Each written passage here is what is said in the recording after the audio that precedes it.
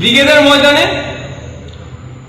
26 তারিখ ব্রিগেডের ময়দানে যাচ্ছি কি যাচ্ছি না এই নিয়ে একাধিক মানুষ প্রশ্ন করছে, জানতে চাইছে যে ভাইজান যাচ্ছেন কি যাচ্ছেন না।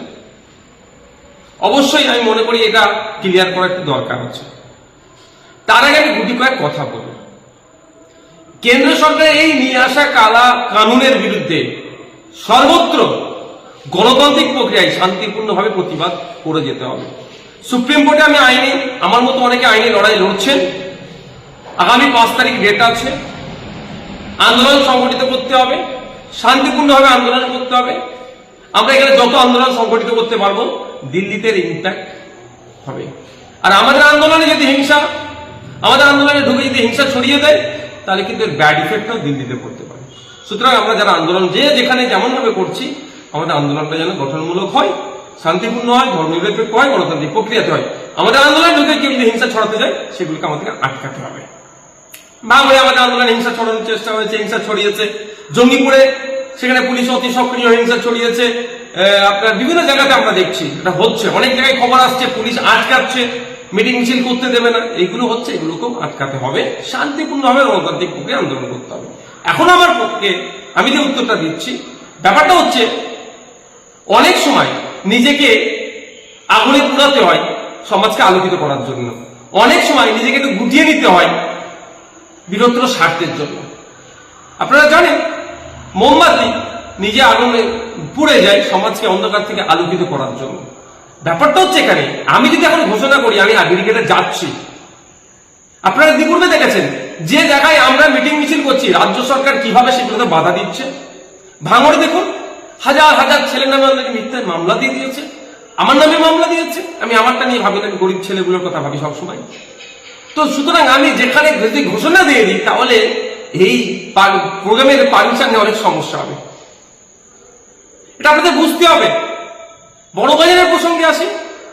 বড় ভাইজান যে ক্ষোভের কথাটা বলেছেন, একজন দায়িত্বশীল লিডার হিসাবে তার কর্মী অপরাধের উপর অত্যাচার হচ্ছে, যে প্রসঙ্গতে তিনি আমাদের মিটিং মিছিল হচ্ছিল সেটা তো সবাই করছে, সেইভাবে রেডে করে উঠে সরকারকে প্রশ্ন করেনি, সেটা তিনি ক্ষোভের কথা বলেছেন।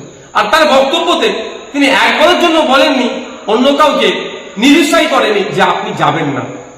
তো আমি আবার ফিরে আসি, আমার বলার বক্তব্য এটাই, আমি যদি এই মুহূর্তে ঘোষণা করি যে আমি 26 তারিখে ব্রিগেডে যাচ্ছি, তাহলে আমি আমার যতটুকু রাজনৈতিক জ্ঞান আছে সে জায়গা থেকে বলছি রাজ্য সরকার হেন তেন প্রকারে চেষ্টা করবে এই পারমিশনকে বাতিল করানোর জন্য। সেই জন্য একটু গুটিয়ে রেখেছি নিজেকে। অনেক প্রশ্ন আমার ভাইরা করছেন, উত্তর দেওয়া প্রয়োজন বোধ করছি বলে বলছি। শুধু একটা গল্প বলে আজকে আমার ভিডিওটি শেষ করব। গল্পটি এটাই, বাচ্চাবেলায় পড়েছিলাম আমি, এক রাজার দরবারে, এক বাদশার দরবারে দুটো মহিলা এসেছিলেন একটি শিশুর প্রকৃত মাকে সেই মর্মে বিচার জানাতে।